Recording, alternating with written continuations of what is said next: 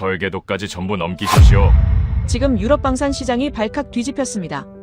전쟁 당시 한국의 도움으로 겨우 살아남았던 폴란드. 불과 1년 만에 406조 원이라는 자본을 앞세워 이제는 기술까지 요구하며 한국을 거세게 압박하고 나선 겁니다. 전 세계는 폴란드의 배신에 경악했습니다. 살려줬더니 뒤통수를 치는군.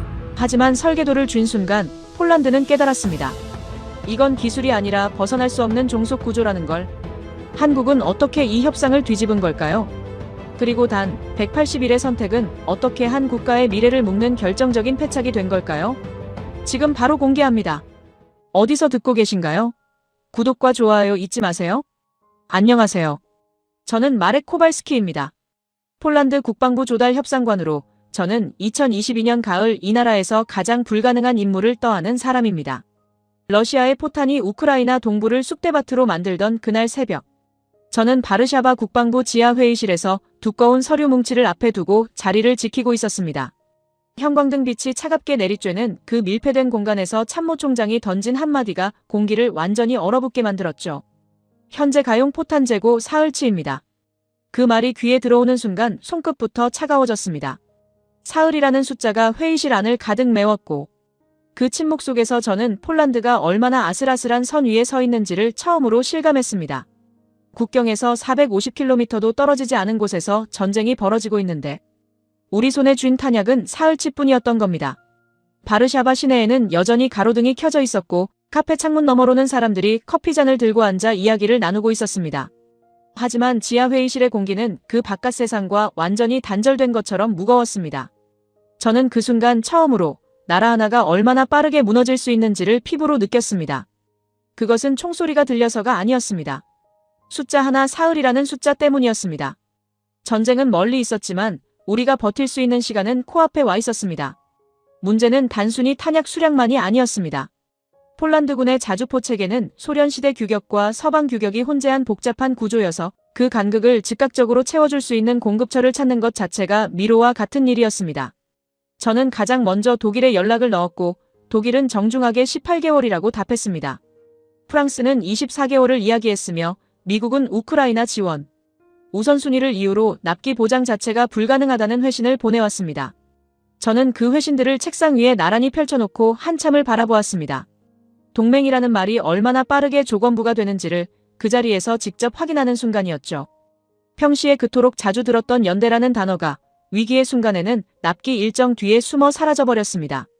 그때 부관이 가져온 서류 한 장에 한국이라는 단어가 적혀 있었습니다. 서울의 방산기업 측에서 보낸 제안서였는데 내용은 놀라울 만큼 간결했습니다. 180일 내 납품, 자국군 물량 일부 전환 포함, 조건은 협상 가능. 저는 처음에 그 제안서에 손을 대지 않았습니다. 한국이라는 나라가 유럽 전선의 긴박감을 과연 이해하기나 하겠느냐는 편견이 먼저 앞을 가로막았으니까요. 동아시아의 방산기업이 유럽의 분쟁 구조에 맞는 물자를 이 속도로 공급할 수 있다는 발상 자체가 낯설었고 그런 나라가 실제로 그것을 해낼 수 있다는 사실을 선뜻 믿기가 어려웠습니다. 하지만 독일과 프랑스와 미국의 회신들을 다시 한번 훑어보면서 저는 천천히 현실을 받아들였습니다. 명분을 따질 시간이 우리에게는 없었습니다. 엘리자 노박 전략실장이 제 옆에 서서 조용히 말했습니다. 지금 폴란드에 필요한 건 누가 가장 합리적인가가 아니라 누가 가장 빠른가입니다. 엘리자의 목소리에는 평소의 분석적인 냉정함 대신 드물게 절박함이 묻어 있었습니다. 저는 그 말을 듣고 나서야 한국 측에 연락을 취했습니다. 사흘 뒤 서울과 화상으로 마주한 인물이 박준호였습니다. 방산기업 글로벌 총괄이라는 직함을 달고 있었는데 화면 너머로 보이는 그의 표정은 처음부터 끝까지 흔들림이 없었습니다. 저는 협상이라는 형식을 기대했지만 박준호는 협상이 아니라 설명에 가까운 방식으로 이야기했습니다. 우리가 할 수 있는 것과 없는 것, 납기가 가능한 품목과 불가능한 품목을 명확하게 구분해서 제시했고 숫자에 과장이 없었습니다. 유럽 파트너들이 부풀린 기대와 구체성 없는 약속으로 시간을 벌려는 동안 이 사람은 가능한 것만 정확하게 말하고 있었죠. 그 명확함이 오히려 저를 당황하게 했습니다. 협상 테이블에서 이렇게 단정하게 자기 패를 보여주는 상대를 저는 처음 만나봤으니까요. 박준호가 마지막에 덧붙인 내용이 핵심이었습니다. 자국군 편제 물량의 일부를 폴란드 측으로 우선 전환하겠다는 것이었습니다. 그것은 단순한 공급 제한이 아니었습니다. 한국이 자국군의 전력 일부를 담보로 내놓겠다는 의미였으니까요. 저는 그 말을 듣고 잠시 침묵했습니다. 동맹국들이 자국 우선을 내세우며 납기를 뒤로 미루는 동안 한국은 그 원칙을 스스로 깨는 제안을 하고 있었습니다. 그것을 신뢰의 표시로 읽어야 할지 아니면 더 깊은 계산의 결과물로 읽어야 할지 알 수 없었습니다. 어쩌면 그 두 가지가 동시에 맞는 것일 수도 있다는 생각이 들었지만 그 순간에는 그걸 따질 여유가 없었습니다. 계약서에 서명하던 날 밤 엘리자가 회의실 창문 너머 바르샤바 시내를 바라보며 조용히 말했습니다. 마렉, 우리가 지금 무엇에 서명하는 건지 정확히 알고 있어야 합니다. 저는 그 말을 당시에는 단순한 신중함으로 들었습니다. 계약에 수반되는 조건들을 꼼꼼히 살피자는 뜻으로만 이해했죠. 하지만 지금 돌아보면 엘리자는 그 순간에 이미 제가 보지 못하는 무언가를 감지하고 있었는지도 모릅니다. 첫 번째 물량이 도착한 건 계약 후 14일째 되는 날이었습니다. 폴란드 공군기지 활주로에 수송기가 내려앉았고 그 안에서 쏟아져 나오는 탄약. 박스들을 바라보던 저는 오랫동안 참았던 숨을 처음으로 제대로 내쉬었습니다. 기지사령관이 옆에 서서 말했습니다. 이 속도는 처음 봅니다. 저는 아무 말도 하지 않았지만 속으로는 전적으로 동의했습니다. 동의하면서 동시에 이 속도가 공짜일 리 없다는 생각이 처음으로 스쳤습니다. 하지만 그 생각은 곧 안도감에 밀려 사라졌습니다. 180일의 도박은 그렇게 첫 판에서 이긴 것처럼 보였습니다. 적어도 그 순간에는 그렇게 보였습니다. 첫 번째 수송기가 활주로를 떠난 지 석 달이 지났습니다. 그 사이 폴란드는 눈에 띄게 달라졌습니다. 탄약 재고는 안정권에 접어들었고 국방부 복도에는 위기 때와는 전혀 다른 공기가 흐르고 있었습니다. 사람들의 걸음이 빨라진 게 아니라 오히려 여유로워졌습니다. 회의실에서 오가는 말들도 바뀌었죠. 생존이 아니라 계획이라는 단어가 다시 등장하기 시작했고 위기 때라면 불가능했을 장기 전략 보고서들이 책상 위에 쌓이기 시작했습니다. 저는 그 변화를 바르샤바 국방부 10층 창가에서 온몸으로 느꼈습니다. 비스와 강이 굽이치는 시내가 내려다보이는 그 자리에서 저는 처음으로 여유 있게 커피를 마셨습니다. 위기 때는 커피 한 잔조차 제대로 마실 수 없었으니까요. 탄약 사흘치라는 숫자가 머릿속을 지배하던 그 시절이 불과 석 달 전인데도 까마득하게 느껴졌습니다. 살아남았다는 안도감은 생각보다 훨씬 강한 것이었습니다. 그리고 그 안도감은 아주 자연스럽게 다른 감정으로 이어졌습니다. 우리도 할 수 있다는 이제는 우리가 주도해야 한다는 욕망이었습니다. 그 욕망은 조용했지만 뜨거웠고 한번 불붙고 나서는 쉽게 꺼지지 않았습니다. 엘리자 노박이 회의실 화이트보드 앞에 섰을 때 저는 처음에는 평소에 보고 형식이겠거니 생각했습니다. 하지만 엘리자가 첫 줄에 적은 숫자를 보는 순간 허리가 저절로 펴졌습니다. 406조. 폴란드 정부가 향후 10년간 국방 예산으로 책정한 금액이었습니다. 엘리자는 그 숫자 아래에 선을 긋고 현재 폴란드 방위 산업이 그 예산 중 자체 생산으로 소화할 수 있는 비율을 적었습니다. 12%. 저는 그 두 숫자 사이의 간극을 바라보며 이것이 단순한 예산 보고가 아니라는 것을 직감했습니다. 406조와 12% 사이의 공백은 숫자가 아니었습니다. 그것은 폴란드가 지금껏 스스로 채우지 못한 시간이었고 우리가 반드시 되찾아야 할 무언가였습니다. 엘리자는 천천히 말했습니다. 우리는 지금 외국 무기를 사는 나라입니다. 406조를 쓰는데 그 돈의 88%가 국경 밖으로 나갑니다. 일자리도 기술도 노하우도 전부 다른 나라로 흘러가는 거죠. 이번에 한국 덕분에 살아남은 건 사실입니다. 하지만 마렉, 이 구조가 반복되면 우리는 위기 때마다 남의 손을 빌려야 합니다. 엘리자의 말투는 차분했지만 그 안에 담긴 논리는 날카로웠습니다. 저는 커피잔을 내려놓았습니다. 그리고 처음으로 이번 협상이 단순한 무기 구매 협상이 아니어야 한다는 것을 깨달았습니다. 우리가 원하는 것은 탄약이 아니라 탄약을 만드는 방법이어야 했습니다. 그 회의가 끝나고 나서부터 저의 머릿속에서 무언가가 바뀌기 시작했습니다. 한국에 대한 시선이 달라졌습니다. 위기 때는 한국이 구원자처럼 보였습니다. 납기를 맞춰주고 자국 물량까지 전환해가며 우리를 살려준 나라. 하지만 지금은 다르게 보였습니다. 406조라는 시장을 앞에 두고 한국은 그 시장의 가장 큰 수혜자가 될 수 있는 위치에 있었습니다. 그 생각이 들자 박준호의 그 차분한 표정이 다시 떠올랐습니다. 협상 테이블에서 조용히 가능한 것과 불가능한 것을 구분해서 설명하던 그 얼굴이 갑자기 전혀 다른 각도로 보이기 시작했습니다. 저 사람도 결국 이 시장을 원하는 것이라는 생각. 그 생각은 저를 불편하게 하지 않았습니다. 오히려 안심시켰습니다. 원하는 것이 있는 상대는 협상이 가능하니까요. 그리고 저는 406조를 쥐고 있었습니다. 저는 그 다음 주부터 본격적으로 움직이기 시작했습니다. 국내 방위산업 기반을 직접 점검했고 유럽 내 기술 협력 사례들을 수집했습니다. 독일이 한국의 기술 이전을 허용한 사례, 프랑스가 자국 기술의 라이선스를 조건부로 이전한 사례들을 하나하나 분석했습니다. 그리고 한 가지 결론에 도달했습니다. 우리에게 필요한 것은 무기를 사는 계약이 아니라 무기를 만드는 능력이라는 것이었습니다. 기술 이전. 그 두 글자가 제 머릿속을 가득 채우기 시작했습니다. 406조의 시장이 있는 한 어떤 방산 기업도 그 조건을 무시하지 못할 것이라고 저는 확신했습니다. 그 확신은 데이터에서 나온 것이 아니었습니다. 저 자신에 대한 믿음에서 나온 것이었죠. 지금 돌아보면 그 차이가 모든 것을 갈랐습니다. 엘리자는 며칠 뒤 제 사무실로 찾아왔습니다. 손에는 데이터가 빼곡한 보고서를 들고 있었습니다. 기술 이전 방향은 맞습니다. 하지만 방식을 잘못 선택하면 오히려 더 깊이 묶일 수 있습니다. 저는 그 말을 들으며 속으로 가볍게 흘렸습니다. 엘리자는 언제나 저보다 신중했습니다.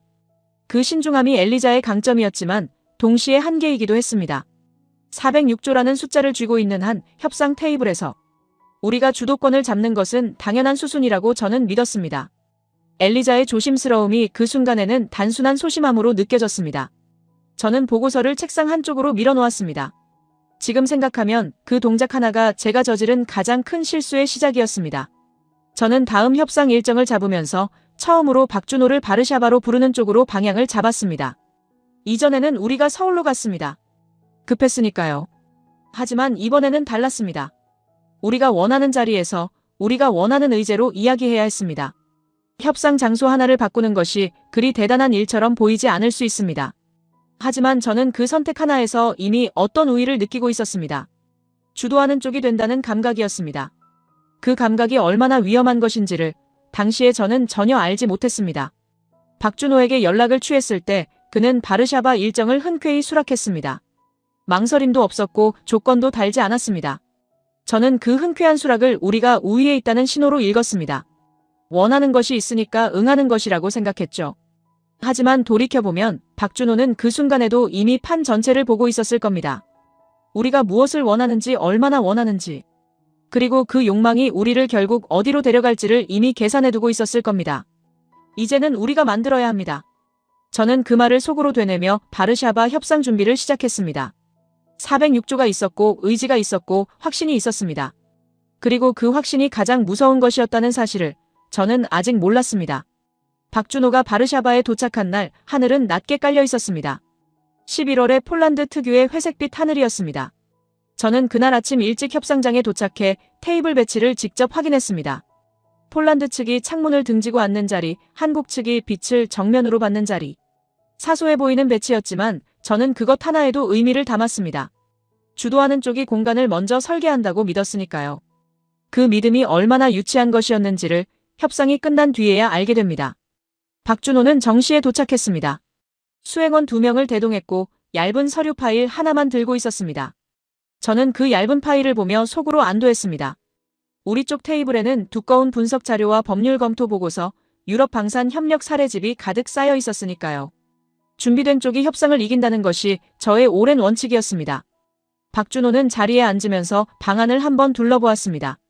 그 시선이 테이블 위 서류들을 스쳐 지나갔지만 표정에는 아무런 변화가 없었습니다. 그 무반응이 저를 더욱 자신있게 만들었습니다. 흔들리지 않는다는 것이 여유에서 나오는 건지 무지에서 나오는 건지 그때에 저는 구분할 생각조차 하지 않았습니다. 저는 먼저 입을 열었습니다. 이번 협상의 핵심은 기술 이전이라고 밝혔습니다. 폴란드는 단순 구매자로 남을 생각이 없으며 406조 예산을 바탕으로 자국 내 생산체계를 구축하는 것이 목표라고 설명했습니다. 그 과정에서 한국의 핵심 기술을 이전받는 것이 계약의 전제 조건이라는 점도 분명히 했습니다. 말하는 동안 저는 목소리에 힘을 실었습니다. 이 시장을 원한다면 조건을 받아들이십시오. 저는 그 문장을 며칠 전부터 준비해두었고 실제로 그대로 말했습니다. 말하는 순간 저는 그 말이 통했다고 느꼈습니다. 박준호는 제 말이 끝난 뒤 잠시 침묵했습니다. 그 침묵이 불과 몇 초였는데 저는 그것을 당황함으로 읽었습니다. 지금 생각하면 어처구니 없는 오독이었습니다. 박준호는 침착하게 말했습니다. 기술 이전은 가능합니다. 다만 범위와 방식은 협의가 필요합니다. 저는 그 대답을 듣고 내심 쾌재를 불렀습니다. 거부하지 않았다는 것, 그것만으로 충분하다고 생각했습니다. 엘리자가 제 옆에서 펜을 멈추는 것이 느껴졌습니다. 무언가를 적으려다 멈춘 것이었습니다. 저는 그 동작을 눈치챘지만 무시했습니다. 협상은 흐름을 타는 것이고 지금 흐름은 우리 쪽에 있다고 믿었으니까요. 저는 그 다음 카드를 꺼냈습니다. 독일이었습니다. 우리는 독일 방산기업과도 협의를 진행 중이라는 점을 언급했습니다. 클라우스 리히터 대표와의 예비 접촉을 이미 마쳤으며 조건에 따라 파트너를 선택할 수 있다는 점을 분명히 했습니다. 이것이 제가 준비한 가장 강력한 카드였습니다. 경쟁 구도를 만드는 것, 원하는 것이 있는 상대에게 대안이 있다는 것을 보여주는 것, 그것이 협상에서 주도권을 유지하는 방법이라고 저는 배워왔고 그대로 실행했습니다. 목소리에 여유를 담았고 시선은 박준호를 똑바로 향했습니다. 박준호는 독일 이야기를 듣고도 표정이 바뀌지 않았습니다. 오히려 조용히 고개를 끄덕이며 말했습니다. 독일은 좋은 선택지입니다. 다만 납기와 현지화 비율 측면에서 몇 가지 현실적인 부분이 있습니다. 그러면서 얇은 파일을 열었습니다. 그 안에는 독일 방산기업의 납기 이행률, 폴란드 현지화 조건 충족 사례, 그리고 기술 이전 실제 완료율에 대한 데이터가 정리되어 있었습니다. 저는 그 자료를 보는 순간 손끝이 미세하게 차가워지는 것을 느꼈습니다. 박준호는 우리가 독일 카드를 꺼낼 것을 이미 알고 있었던 겁니다. 그리고 그에 대한 답변을 이미 준비해두고 있었습니다. 얇은 파일이 얇았던 이유는 준비가 부족해서가 아니었습니다. 필요한 것만 골라 담았기 때문이었습니다. 엘리자가 자료를 받아 천천히 훑었습니다. 엘리자의 눈빛이 달라지는 것이 옆에서도 보였습니다. 하지만 저는 그 시선을 외면했습니다. 협상은 아직 끝나지 않았다고 생각했습니다. 저는 다시 한번 기술 이전의 범위를 구체적으로 요구했습니다.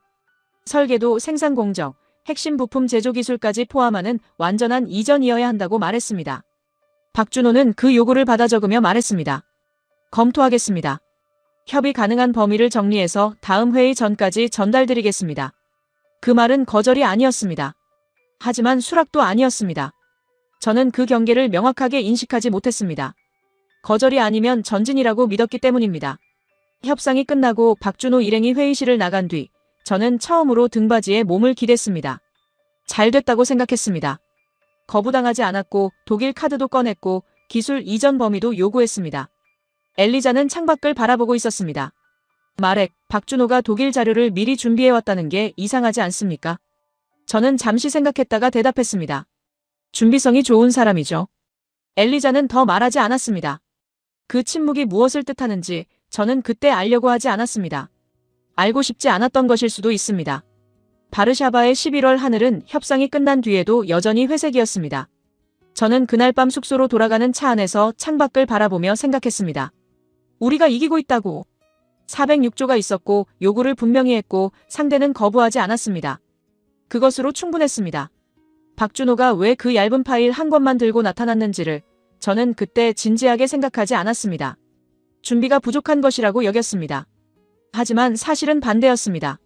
그 얇은 파일 한 권이 우리가 쌓아놓은 두꺼운 서류 더미 전체를 이미 계산하고 있었습니다.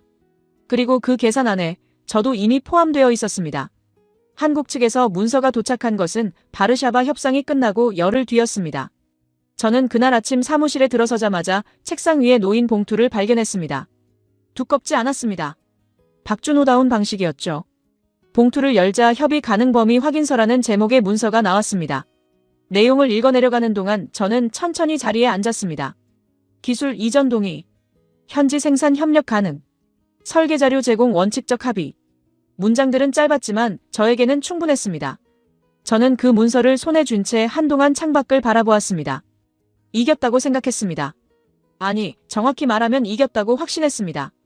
확신과 사실 사이에 얼마나 큰 공백이 있는지를 그때의 저는 알지 못했습니다. 엘리자에게 문서를 건넸을 때 엘리자는 한 번 읽고 다시 처음으로 돌아가 2번 읽었습니다. 그 시간이 평소보다 길었습니다. 저는 그 사이 커피를 한 잔 따랐습니다. 엘리자가 문서를 내려놓으며 말했습니다. 원칙적 합의라는 표현이 마음에 걸립니다. 저는 가볍게 대꾸했습니다. 협상 문서에서 원칙적이라는 단어는 흔합니다. 시작이 중요한 거죠. 엘리자는 더 이상 말하지 않았습니다. 저는 그것을 동의로 받아들였습니다. 그러나 지금 돌아보면 그 순간 엘리자가 멈춘 것은 동의가 아니라 포기였습니다. 말해봐야 소용없다는 판단이었죠. 그 판단이 얼마나 정확한 것이었는지를 저는 한참 뒤에야 알게 됩니다. 저는 그날 오후 국방부 장관에게 보고를 올렸습니다. 한국 측으로부터 기술 이전 원칙 합의를 이끌어냈으며 향후 협상을 통해 구체적인 범위와 일정을 확정할 예정이라는 내용이었습니다. 장관은 보고를 받으며 만족스러운 표정을 지었습니다. 잘했습니다, 마렉. 폴란드가 직접 만드는 시대를 열어야 합니다. 저는 그 말을 들으며 처음으로 어깨에 힘이 들어가는 것을 느꼈습니다. 협상관으로서 10년 넘게 일해왔지만 이런 규모의 성과를 가져온 것은 처음이었습니다. 406조 시장, 기술 이전 합의. 그 두 가지가 동시에 이루어지는 순간을 저는 커리어의 정점으로 느꼈습니다. 그 감각이 판단력을 얼마나 흐리게 만드는지 그때는 알 수 없었습니다. 성공의 무게는 때로 눈을 멀게 합니다. 가장 위험한 순간이 정상에 섰다고 느끼는 그 순간이라는 것을 저는 아직 배우지 못했습니다. 다음 주 폴란드 정부는 공식 발표를 준비했습니다. 저는 그 발표문 초안 작성에도 참여했습니다. 문구 하나하나를 다듬으면서 저는 이상하리만큼 기분이 좋았습니다. 이제 폴란드도 무기를 만든다. 그 문장이 발표문의 핵심이었고 저는 그 문장을 읽을 때마다 뭔가 역사적인 일에 참여하고 있다는 감각을 느꼈습니다. 바르샤바 국방부 대회의실에서 장관이 발표문을 읽는 동안 저는 뒷줄에 앉아 그 장면을 지켜보았습니다. 카메라 플래시가 터졌고 기자들이 질문을 쏟아냈으며 장관은 자신있게 3년 내 자립 생산체계 구축이라는 목표를 밝혔습니다. 그 숫자가 어디서 나온 것인지 저는 알고 있었습니다. 제 보고서에서 나온 것이었습니다. 저는 그것이 자랑스러웠습니다. 회의실 안을 가득 채운 기자들의 카메라 소리와 장관의 목소리가 뒤섞이는 그 순간 저는 처음으로 이 나라의 미래를 바꾸는 일에 손을 얹었다는 감각을 느꼈습니다. 그 감각이 얼마나 위험한 것이었는지를 그때는 몰랐습니다.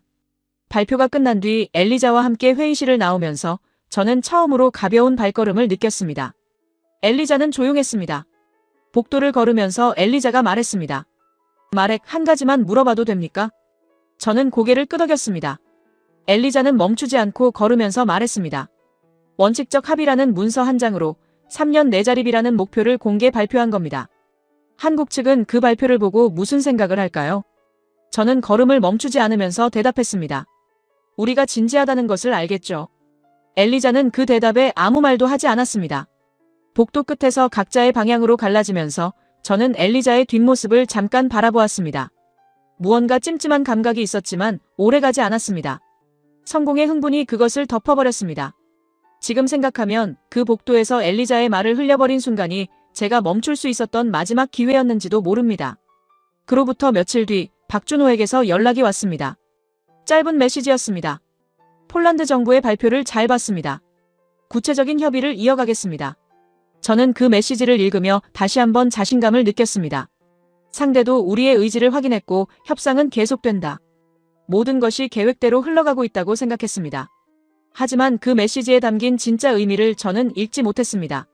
잘 봤습니다 라는 말은 단순한 확인이 아니었습니다.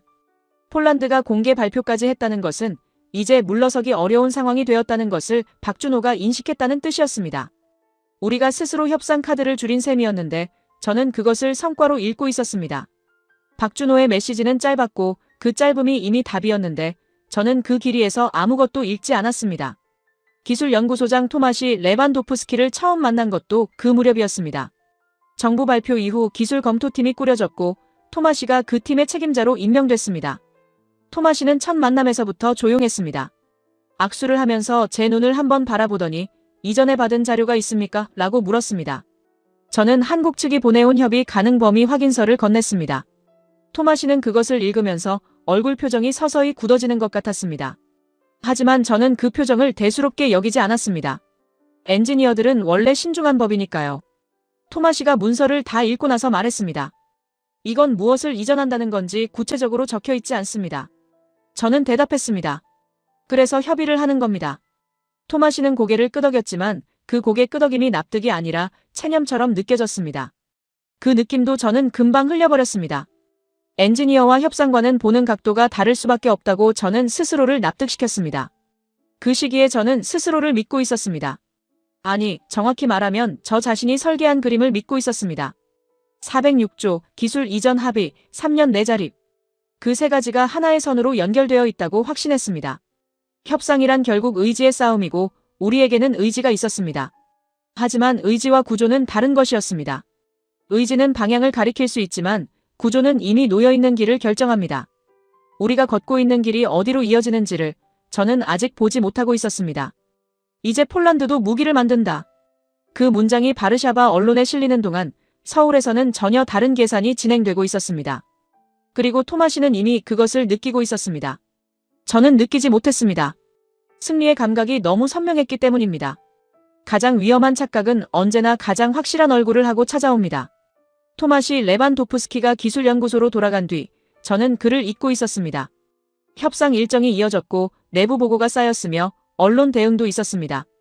기술 검토는 토마시의 몫이었고 협상은 제 몫이었습니다. 그렇게 각자의 자리에서 각자의 일을 하는 것이 옳다고 생각했습니다. 그러나 한국 측에서 첫 번째 설계 자료 패키지가 도착하고 사흘이 지난 날 아침 토마시에게서 전화가 왔습니다. 목소리가 평소와 달랐습니다.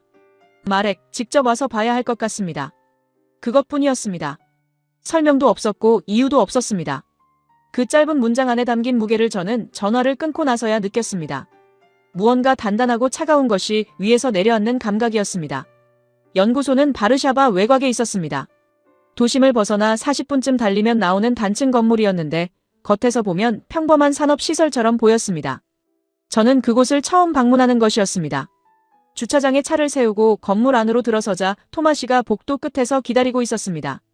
악수 없이 고개만 끄덕이고 돌아섰습니다. 따라오라는 뜻이었습니다. 복도를 따라 걸으면서 저는 토마시의 뒷모습을 바라보았습니다. 어깨가 평소보다 더 무거워 보였습니다.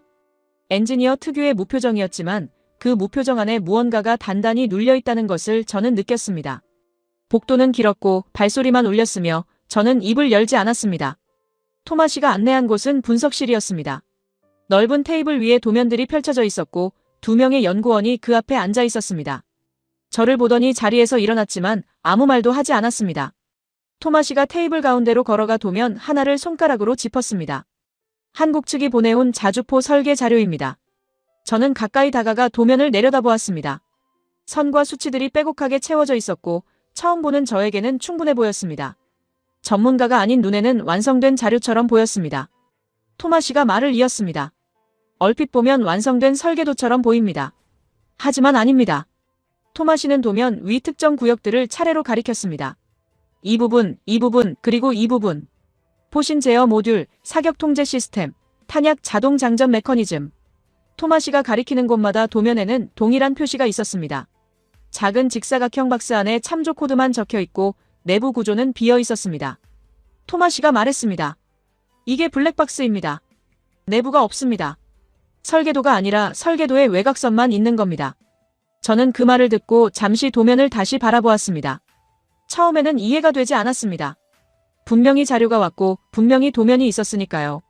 눈에 보이는 것이 전부가 아닐 수 있다는 생각을 하기까지 짧은 시간이 걸렸습니다. 토마시는 천천히 설명했습니다. 무기 체계에서 가장 핵심적인 부분들, 즉 실제로 무기를 무기답게 만드는 기술들이 모두 이 블랙박스 안에 들어 있습니다. 그 안이 없으면 도면 전체가 껍데기입니다. 조립은 할 수 있습니다. 하지만 제대로 작동하게 만들 수는 없습니다. 저는 그 말의 뜻을 천천히 받아들였습니다. 말은 이해했지만 그것이 의미하는 바를 온전히 받아들이는 데는 시간이 걸렸습니다. 블랙박스가 몇 개나 됩니까? 저는 그렇게 물었습니다. 목소리가 생각보다 작게 나왔습니다. 토마시가 연구원에게 고개를 돌렸습니다. 연구원이 자료를 펼치며 말했습니다. 현재까지 확인된 것만 52개입니다. 52개. 그 숫자가 분석실 공기 안에 떠 있는 것처럼 느껴졌습니다. 저는 자리에 앉았습니다. 분석실 안은 조용했고 형광등 소리만 미세하게 울렸습니다. 토마시가 의자를 끌어당겨 제 맞은편에 앉았습니다. 마렉, 이 상태로는 자립 생산이 불가능합니다. 단순 조립 공장은 만들 수 있습니다. 부품을 들여와 끼워 맞추는 작업은 할 수 있습니다. 하지만 우리가 원했던 것, 설계하고 생산하고 수출할 수 있는 능력은 이 블랙박스들이 열리지 않는 한 불가능합니다. 저는 그 말을 들으면서 창문 밖을 바라보았습니다. 연구소 바깥에는 11월의 들판이 펼쳐져 있었고 바람에 마른 풀들이 느리게 흔들리고 있었습니다. 그 풍경이 이상하게 또렷하게 기억납니다. 사람은 충격을 받을 때 엉뚱한 것을 기억합니다. 저는 천천히 생각을 정리하려고 했습니다. 합의 문서에는 설계 자료 제공이라고 적혀 있었습니다. 한국 측은 설계 자료를 보냈습니다. 형식적으로는 약속을 지킨 겁니다. 하지만 그 자료 안에 핵심이 빠져 있었습니다. 토마시가 제 생각을 읽은 것처럼 말했습니다. 그들은 거짓말을 한 게 아닙니다. 설계 자료를 줬습니다. 다만 설계 자료라는 말이 우리가 생각한 것과 그들이 보낸 것이 달랐을 뿐입니다. 저는 그 문장을 듣는 순간 등골이 차가워지는 것을 느꼈습니다. 거짓말이 아니었습니다. 그것이 더 무서운 것이었습니다. 거짓말은 들키면 끝나지만 이 방식은 들켜도 끝나지 않습니다. 그들은 약속을 지켰으니까요. 분석실을 나서면서 저는 토마시에게 한 가지를 당부했습니다. 이 내용은 아직 외부로 나가면 안 됩니다. 토마시는 잠시 저를 바라보다가 고개를 끄덕였습니다. 그 눈빛에 무언가가 있었습니다. 동의가 아니라 이해였습니다. 이미 알고 있었다는 듯한 눈빛이었습니다. 돌아오는 차 안에서 저는 아무 말도 하지 않았습니다. 머릿속에서 지난 몇 달의 장면들이 빠르게 지나갔습니다. 406조를 앞세워 협상장에 들어서던 날, 독일 카드를 꺼내며 여유를 부리던 순간, 기술 이전 합의를 성과로 보고하던 그 오후.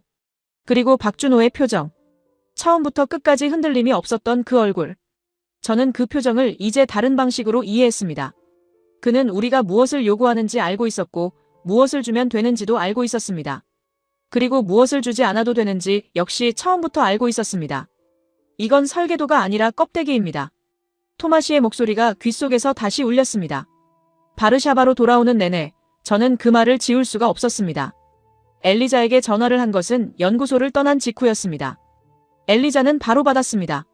저는 분석실에서 들은 내용을 간략하게 전달했습니다. 블랙박스 52개, 핵심 기술 부재. 전화기 너머로 잠시 침묵이 흘렀습니다. 엘리자가 말했습니다. 원칙적 합의라는 표현이 마음에 걸린다고 했을 때 말액이 흘려들었다는 거 기억합니까?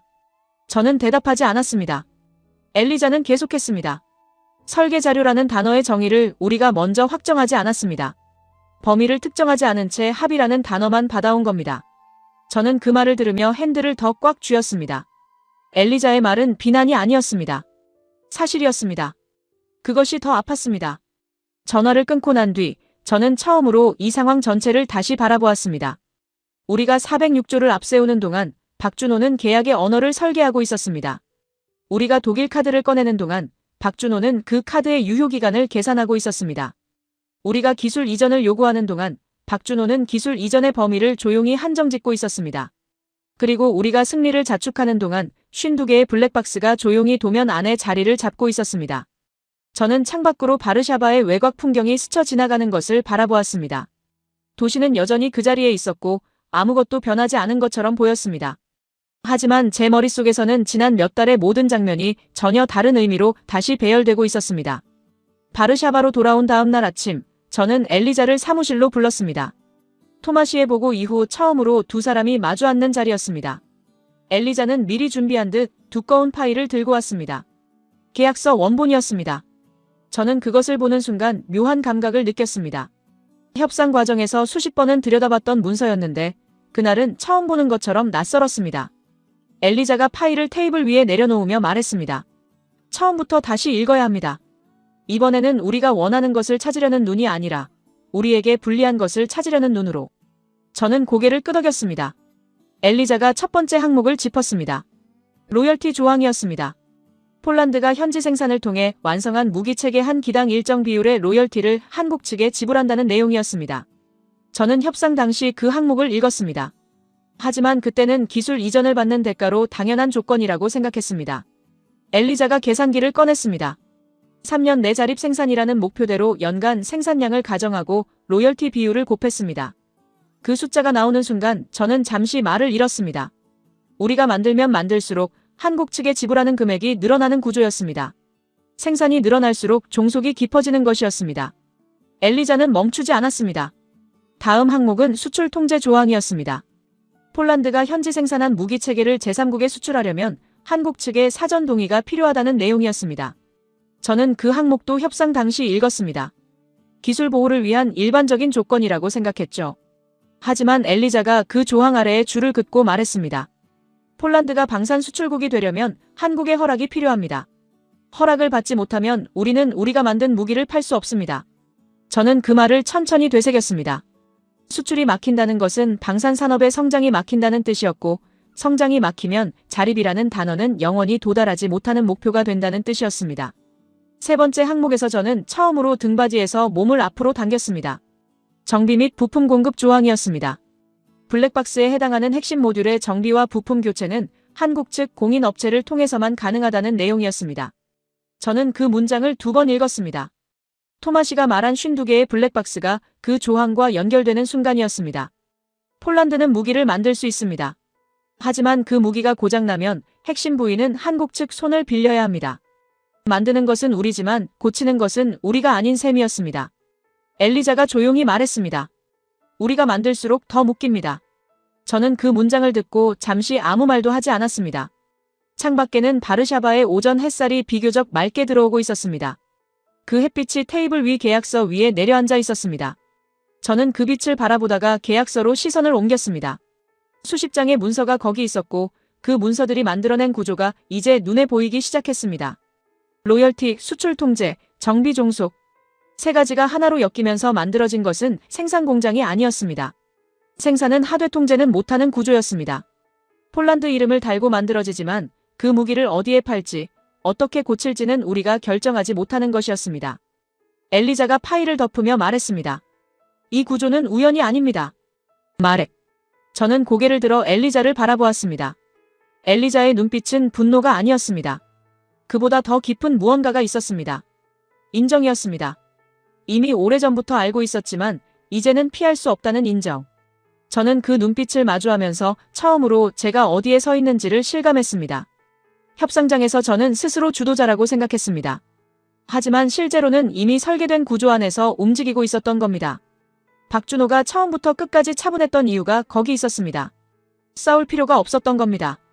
판이 이미 만들어져 있었으니까요. 저는 엘리자에게 물었습니다. 빠져나올 수 있습니까? 엘리자는 잠시 창밖을 바라보다가 대답했습니다. 계약 해지 조항이 있습니다. 하지만 위약금이 현실적으로 감당하기 어려운 수준입니다. 그리고 해지를 한다고 해도 이미 설치된 생산 라인과 훈련된 인력과 발표된 자립 계획을 어떻게 할 건지가 남습니다. 저는 그 말을 들으며 눈을 감았습니다. 빠져나오는 비용이 머물러 있는 비용보다 더 크다는 것. 그것이 이 구조의 핵심이었습니다. 들어오기는 쉽게 만들고 나가기는 어렵게 만드는 것. 그리고 그 입구는 위기의 순간에 열려 있었습니다. 탄약 사흘치라는 숫자가 모든 것을 허물어뜨린 그 순간에 저는 자리에서 일어나 창가로 걸어갔습니다. 비스와 강이 보이는 창문 앞에 서서 저는 한동안 강을 바라보았습니다. 강은 느리게 흐르고 있었습니다. 겨울이 가까워진 탓에 물빛이 어두웠습니다. 엘리자가 뒤에서 말했습니다. 지금 당장 결정해야 하는 건 아닙니다. 하지만 다음 단계로 넘어가기 전에 우리가 무엇 안에 있는지는 알고 있어야 합니다. 저는 그 말에 대답하지 않았습니다. 대답할 말이 없었습니다. 알고 있어야 한다는 그 말이 이미 늦었다는 말처럼 들렸기 때문입니다. 우리는 이미 그 안에 있었습니다. 들어온 문은 닫혀 있었고 나가는 문은 처음부터 없었습니다.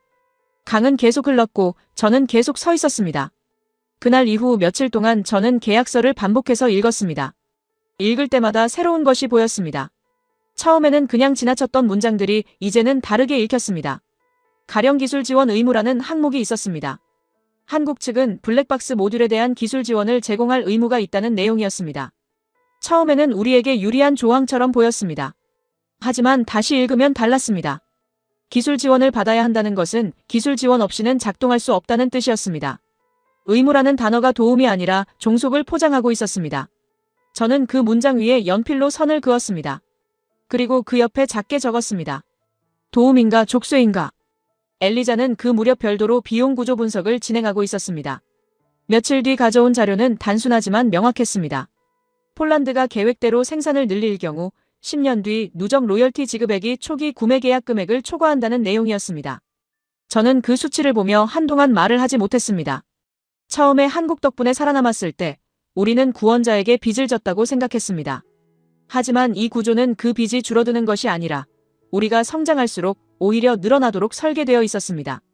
살아남은 대가가 이렇게 긴 그림자를 들이우고 있었습니다. 저는 그날 오후 오랫동안 혼자 사무실에 앉아 있었습니다. 해가 기울면서 창으로 들어오던 빛이 사라졌고 사무실이 어두워졌지만 불을 켜지 않았습니다. 박준호가 처음 화상으로 나타나던 순간이 떠올랐습니다. 조용하고 명확하고 과장이 없었습니다. 저는 그 태도를 정직하다고 읽었습니다. 지금은 다르게 읽힙니다. 정직한 것이 아니라 이미 다 계산된 것이었습니다. 싸울 필요가 없는 사람은 싸우지 않습니다.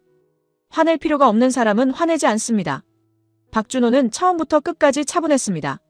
그 차분함이 자신감이 아니라 확신에서 나온 것이었다는 걸 저는 이제 알았습니다. 판이 이미 설계되어 있을 때 게임은 시작 전에 끝나 있습니다. 엘리자가 퇴근하기 직전 사무실 문을 두드렸습니다. 어두운 사무실 안에서 제가 앉아 있는 것을 보더니 잠시 멈췄습니다. 불도 안 켜셨네요. 엘리자가 조용히 말했습니다. 저는 대답 대신 자리에서 일어나 불을 켰습니다. 형광등이 깜빡이다 안정되면서 사무실이 밝아졌습니다. 엘리자가 문 앞에 서서 말했습니다. 아직 끝난 게 아닙니다. 저는 그 말을 듣고 천천히 고개를 들었습니다. 엘리자의 표정은 단호했습니다. 우리가 어디에 있는지 알게 된 것, 그게 시작입니다. 저는 그 말에 아무 대답도 하지 않았습니다. 하지만 처음으로 이 상황에서 다음 한 걸음이 있을 수 있다는 생각이 들었습니다. 그 한 걸음이 어디로 향할지는 아직 알 수 없었지만 멈춰 있을 수만은 없다는 것은 알았습니다. 베를린으로 출발하기 전날 밤, 저는 짐을 싸면서 이상하리만큼 손이 느렸습니다. 평소라면 10분이면 끝날 일이었는데 그날은 셔츠 하나를 접고 가방 안에 넣는데 한참이 걸렸습니다. 머릿속에서 계속 무언가가 돌아가고 있었기 때문입니다. 클라우스 리히터를 만나러 간다는 사실이, 이전에 박준호를 압박하기 위해 꺼냈던 독일 카드가 이제 진짜 선택지가 되어야 한다는 사실이 저를 불편하게 만들고 있었습니다. 협상장에서 카드로 꺼냈을 때와 실제로 그 카드를 쥐고 대안을 찾아야 할 때는 전혀 다른 무게였습니다. 저는 가방을 닫으며 생각했습니다. 이번에는 이겨야 한다고. 하지만 그 생각이 스스로에게 하는 다짐인지 아니면 스스로를 설득하는 것인지 알 수 없었습니다. 베를린은 바르샤바와 달랐습니다. 도시 전체가 더 크고 더 단단하게 느껴졌습니다. 클라우스 리히터가 지정한 장소는 베를린 밑에 구역의 오래된 건물 안에 있는 회의실이었습니다. 엘리베이터가 없는 건물이었고 3층까지 걸어 올라가는 동안 계단에서 나무 삐걱거리는 소리가 났습니다. 회의실은 좁았지만 정돈되어 있었습니다. 창문 너머로 베를린 시내의 지붕들이 보였습니다. 클라우스 리히터는 이미 자리에 앉아 있었습니다. 60대 초반으로 보이는 인물이었고 회색 머리카락과 반듯한 자세가 오래된 유럽 방산업계의 냄새를 풍겼습니다. 악수를 나누며 저는 그의 손이 단단하다는 것을 느꼈습니다. 저는 먼저 상황을 설명했습니다. 한국 측과의 기술 이전 협상에서 핵심 기술이 블랙박스 형태로 봉인되어 있다는 것, 로열티와 수출 통제 조항이 자립을 구조적으로 막고 있다는 것. 클라우스 리히터는 제 말을 끊지 않고 끝까지 들었습니다. 저는 그 경청을 희망의 신호로 읽었습니다. 말을 마치고 나서 저는 기다렸습니다. 리히터가 천천히 입을 열었습니다. 어렵지 않게 충분히 이해합니다. 폴란드가 원하는 것이 무엇인지도 알고 현재 처한 구조가 어떤 것인지도 알고 있습니다. 저는 그 말을 듣고 자세를 고쳐 앉았습니다. 하지만 다음 문장이 나오기까지 리히터는 잠시 창밖을 바라보았습니다. 그 시선이 향하는 곳에서 저는 이미 무언가를 느꼈습니다. 리히터가 말했습니다. 우리도 기술 이전에는 한계가 있습니다. 독일 방산 기술의 핵심은 수출 통제 규정의 적용을 받습니다. 나토 동맹국이라 하더라도 전략 기술의 이전은 별도의 승인 절차가 필요합니다. 그 절차가 얼마나 걸리는지는 예측하기 어렵습니다. 저는 그 말을 들으며 속으로 긴 한숨을 참았습니다. 승인 절차. 예측하기 어렵다. 그 두 가지가 뜻하는 것은 하나였습니다. 지금 당장은 안 된다는 것이었습니다. 저는 다시 물었습니다. 범위를 좁히면 가능합니까? 리히터가 대답했습니다. 범위를 좁히면 폴란드가 원하는 자립과는 거리가 생깁니다. 저는 그 말 앞에서 할 말을 찾지 못했습니다. 리히터는 커피잔을 들며 덧붙였습니다. 솔직하게 말씀드리겠습니다. 독일 기업 입장에서도 폴란드 시장은 중요합니다. 하지만 한국이 이미 납품 이력을 쌓고 기술 이전 합의까지 완료한 상황에서 우리가 뒤늦게 들어가는 것은 쉽지 않습니다. 그리고 설령 들어간다 해도 우리가 줄 수 있는 것의 한계는 한국과 크게 다르지 않을 겁니다. 저는 그 말을 듣는 동안 시선을 창밖으로 돌렸습니다. 베를린의 지붕들이 보였습니다. 겨울 햇살이 그 위에 낮게 깔려 있었습니다. 리히터의 말은 완곡했지만 명확했습니다. 독일도 핵심 기술은 주지 않는다.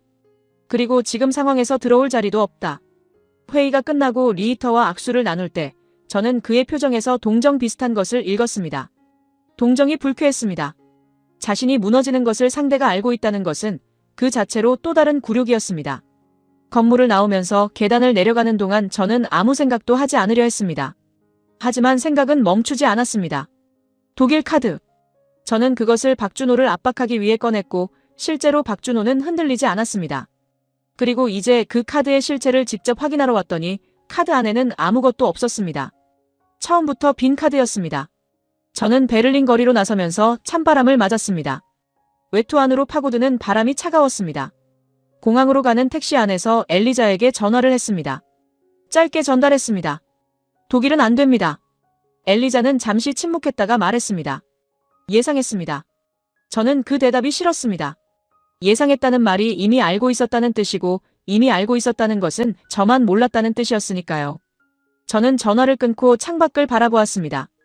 베를린 외곽의 도로가 빠르게 뒤로 흘러갔습니다. 우리에게 선택지가 없었습니다. 그 말이 이제 추상적인 가능성이 아니라 구체적인 사실로 자리를 잡았습니다. 한국 구조 안에 머물거나 아니면 아무것도 없는 밖으로 나가거나 두 가지뿐이었습니다. 그리고 밖에 아무것도 없다는 것을 저는 베를린에서 직접 확인하고 돌아가는 중이었습니다. 바르샤바행 비행기가 이륙하면서 베를린의 불빛이 아래로 멀어졌습니다. 저는 좌석에 등을 기대고 눈을 감았습니다.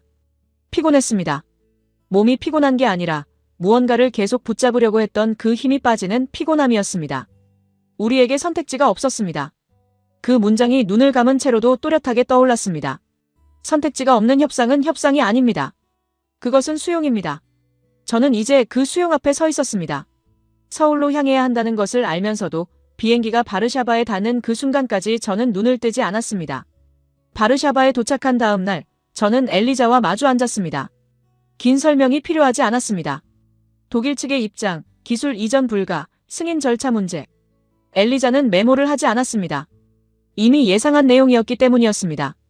저는 커피를 마시다가 잔을 내려놓으며 물었습니다. 그러면 우리가 할 수 있는 것이 뭐가 남습니까? 엘리자가 대답했습니다. 조건을 다시 협상하는 겁니다. 지금 구조 안에서 블랙박스 해제 범위를 넓히고 로열티 상한을 설정하고 수출 통제 조항을 완화하는 방향으로 재협상을 요구하는 겁니다. 저는 그 말을 들으며 생각했습니다. 재협상. 그것은 우리가 원하는 것을 얻지 못했다는 것을 인정하는 것이었습니다. 동시에 그 인정 없이는 다음 한 걸음도 없다는 것을 의미했습니다. 저는 그날 오후 오랫동안 계약서를 다시 읽었습니다. 이번에는 처음과 달랐습니다. 불리한 조항을 찾는 눈이 아니라 재협상의 여지를 찾는 눈으로 읽었습니다. 작은 문장들 사이에서 협의 가능이라는 표현이 보였습니다. 상호 합의에 따라 조정할 수 있다는 조항도 있었습니다. 저는 그 문장들에 하나씩 표시를 했습니다. 완벽하지 않았습니다. 하지만 완전히 닫혀있지도 않았습니다. 틈이 있었습니다. 작은 틈이었지만 없는 것보다는 나았습니다. 저는 그 틈을 보면서 처음으로 다음 단계를 생각했습니다. 베를린에서 돌아온 뒤 처음으로 포기가 아닌 방향으로 머릿속이 움직이기 시작했습니다. 서울로 가야 했습니다. 이번에는 카드를 들고 가는 것이 아니라 현실을 들고 가야 했습니다. 엘리자가 퇴근하면서 사무실 문 앞에서 말했습니다. 마렉, 이번에는 이기려고 가지 마십시오. 저는 그 말을 듣고 잠시 엘리자를 바라보았습니다. 엘리자는 더 설명하지 않았습니다. 문을 닫고 나갔습니다. 저는 혼자 사무실에 남아 그 말을 되새겼습니다. 이기려고 가지 마십시오. 협상관으로 살아온 시간 동안 저는 항상 이기는 것을 목표로 했습니다. 하지만 지금 이 상황에서 이긴다는 것이 무엇을 의미하는지 저는 아직 알 수 없었습니다. 창밖 바르샤바는 어둠 속에 조용했습니다. 서울행 비행기편을 예약해야 했습니다. 서울은 처음 왔을 때와 달랐습니다. 2년 전 처음 박준호와 화상으로 연결했던 그 시절, 서울은 저에게 그저 멀리 있는 공급처였습니다. 동아시아의 어느 도시, 무기를 빠르게 만들어주는 나라의 수도. 하지만 이번에 인천공항에 내려서 도심으로 향하는 차 안에서 바라본 서울은 달랐습니다.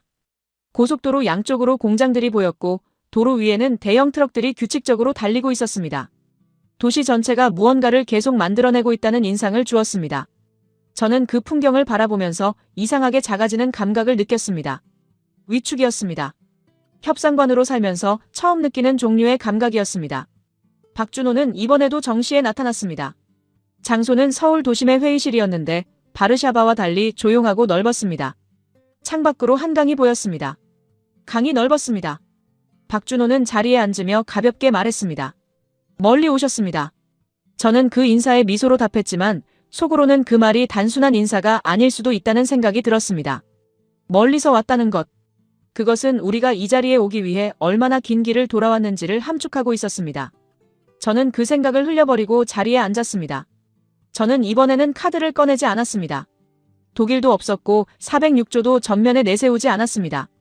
엘리자의 말이 머릿속에 있었습니다. 이기려고 가지 마십시오. 저는 대신 현실을 꺼냈습니다. 블랙박스 52개의 존재, 로열티 구조가 만들어내는 누적 비용, 수출 통제 조항이 폴란드 방산 산업의 성장을 막는 구조. 하나씩 천천히 말했습니다. 박준호는 제 말을 끊지 않았습니다. 표정도 바뀌지 않았습니다. 저는 말을 마치고 나서 처음으로 침묵을 먼저 깼습니다. 우리는 이 구조 안에서 성장할 수 없습니다. 그것만은 분명합니다. 박준호가 고개를 끄덕였습니다. 그 고개 끄덕임의 의미를 저는 이번에는 서두르지 않고 기다렸습니다. 박준호가 말했습니다. 마렉, 저는 처음부터 폴란드가 완전한 자립을 원한다는 것을 알고 있었습니다. 그리고 그것이 즉시 가능하지 않다는 것도 알고 있었습니다. 기술이라는 것은 주는 것이 아니라 함께 쌓는 겁니다. 우리도 처음에는 아무것도 없었습니다. 저는 그 말을 들으며 창밖 한강을 바라보았습니다. 강은 느리게 흐르고 있었습니다. 박준호가 계속했습니다. 블랙박스 52개 중에서 협의 가능한 범위가 있습니다. 당장 전부를 열 수는 없지만 단계적으로 접근하는 방식은 가능합니다. 로열티 상한도 생산 규모에 따라 조정하는 조항을 추가하는 것을 검토할 수 있습니다. 저는 그 말을 들으며 받아 적었습니다. 이번에는 서두르지 않았습니다. 협상은 이틀에 걸쳐 진행됐습니다. 첫날은 문제를 확인하는 데 썼고 둘째 날은 조건을 조정하는 데 썼습니다. 블랙박스 52개 중 18개에 대해 단계적 공개 일정을 합의했습니다. 로열티에는 생산 규모별 상한선이 붙었습니다. 수출 통제 조항은 완전히 사라지지는 않았지만 특정 지역과 품목에 한해 사전 동의 없이 수출할 수 있는 예외 조항이 추가됐습니다. 완전한 승리가 아니었습니다. 하지만 완전한 패배도 아니었습니다. 저는 그 사이 어딘가에 있었습니다. 처음 협상을 시작할 때 기대했던 자리와는 달랐지만 베를린에서 돌아온 직후 예상했던 자리보다는 나았습니다. 최종 계약서에 서명하던 날 박준호와 저는 나란히 앉아 문서에 이름을 적었습니다. 박준호의 서명은 빠르고 깔끔했습니다. 저의 서명은 조금 느렸습니다. 펜이 종이 위를 움직이는 그 몇 초 동안 저는 지난 2년의 시간을 한꺼번에 떠올렸습니다. 탄약 사흘치라는 숫자가 회의실을 가득 채우던 새벽 한국 제안서를 처음 받아들고 편견과 싸우던 순간 바르샤바 협상장에서 독일 카드를 꺼내며 여유를 부리던 날 토마시가 블랙박스라는 단어를 처음 입에 올리던 연구소 분석실 베를린의 계단에서 들려오던 나무 삐걱거리는 소리. 그 장면들이 선명하게 지나갔습니다. 서명이 끝났습니다. 박준호가 계약서를 정리하면서 말했습니다. 이제 시작입니다. 저는 그 말을 듣고 잠시 생각했습니다. 시작이라는 말이 어떤 뜻인지 이제는 다르게 들렸습니다. 처음에 이 협상을 시작할 때 저는 기술 이전의 시작을 기대했습니다. 폴란드가 직접 만드는 미래의 시작. 하지만 지금 박준호가 말하는 시작은 달랐습니다. 단계적으로 기술을 쌓아가는 긴 과정의 시작이었습니다. 그 과정에서 폴란드는 만들 것입니다. 생산 라인이 돌아갈 것이고 폴란드 이름을 달고 무기가 완성될 것입니다. 하지만 그 무기의 심장 안에는 여전히 열리지 않은 블랙박스들이 남아있을 것입니다. 우리가 만들지만 통제하지 못하는 부분들이 있다는 것을 저는 이제 알고 있었습니다. 서울을 떠나는 날 아침, 인천공항 탑승 게이트 앞에 앉아 저는 바르샤바에 전화를 했습니다. 엘리자가 받았습니다. 저는 결과를 간략하게 전달했습니다. 엘리자는 듣고 나서 한 가지만 물었습니다. 마렉, 이번에는 이기려고 갔습니까? 저는 잠시 생각하다가 대답했습니다. 아닙니다. 엘리자가 말했습니다. 그럼 잘 된 겁니다. 저는 전화를 끊고 창밖을 바라보았습니다. 활주로 위에 비행기들이 줄지어 서 있었습니다. 그들은 무기를 판 게 아니었습니다. 구조를 설계해두고 있었습니다. 그 구조 안에 우리가 들어왔고 이제 그 안에서 우리가 할 수 있는 것을 최대한 하는 것이 남은 일이었습니다. 만들지만 통제하지 못하는 것들이 있다는 것을 알면서 그럼에도 만들어야 한다는 것을 알면서 탑승 안내 방송이 흘러나왔습니다. 저는 자리에서 일어났습니다. 바르샤바로 돌아오는 비행기 안에서 저는 처음으로 서류 가방을 열지 않았습니다. 협상관으로 살아온 10년 동안 출장 귀국길 비행기 안에서 서류를 보지 않은 적이 없었습니다. 항상 다음 회의 준비를 했고 다음 협상 전략을 구상했습니다. 하지만 그날은 달랐습니다. 저는 좌석에 등을 기대고 눈을 감았습니다. 비행기가 구름 위로 올라서면서 창밖이 하얗게 변했습니다. 그 하얀 풍경이 이상하게 편안했습니다. 무언가를 끝냈다는 감각이 아니었습니다. 무언가를 인정했다는 감각이었습니다. 폴란드는 만들 것입니다. 그것만은 분명합니다. 생산 라인이 돌아갈 것이고 수천 명의 노동자가 일자리를 얻을 것이고 폴란드 국기가 달린 무기가 유럽의 방산 시장의 모습을 드러낼 것입니다. 그것은 진짜입니다. 하지만 동시에 그 무기의 심장 안에는 우리가 접근하지 못하는 블랙박스들이 남아있을 것입니다. 수출을 하려면 협의가 필요한 조항들이 여전히 계약서 안에 있을 것입니다. 로열티는 상한이 생겼지만 사라지지는 않았습니다. 만드는 것은 우리지만 그 만드는 행위 안에 이미 누군가의 설계가 깔려 있다는 것을 우리는 알고 있었습니다. 비행기가 바르샤바 상공에 접어들면서 구름 아래로 도시가 보이기 시작했습니다. 비스와 강이 도시를 가로질러 흐르고 있었습니다. 저는 그 강을 내려다보면서 생각했습니다. 2년 전 그날 새벽 지하 회의실에서 탄약 사흘치라는 말을 들었을 때 저는 살아남는 것이 전부라고 생각했습니다. 살아남고 나면 달라질 것이라고 믿었습니다. 하지만 살아남는 순간의 선택이 이렇게 긴 그림자를 만들어낸다는 것을 그때는 알지 못했습니다. 위기의 순간에 열린 문은 위기가 끝난 뒤에도 계속 영향을 미치고 있었습니다. 착륙 안내 방송이 흘렀습니다. 저는 안전벨트를 채웠습니다. 바르샤바가 아래에서 가까워지고 있었습니다. 공항에 도착해 짐을 찾으면서 저는 토마시에게 문자를 보냈습니다. 내일 연구소에서 봅시다. 전달할 내용이 있습니다. 토마시의 답장은 빨랐습니다. 기다리겠습니다. 저는 그 두 단어를 보며 가방을 어깨에 올렸습니다. 토마시는 블랙박스 18개의 단계적 공개 일정을 받아들고 기술팀과 함께 무엇부터 시작할지를 정해야 할 것입니다. 할 일이 남아 있었습니다.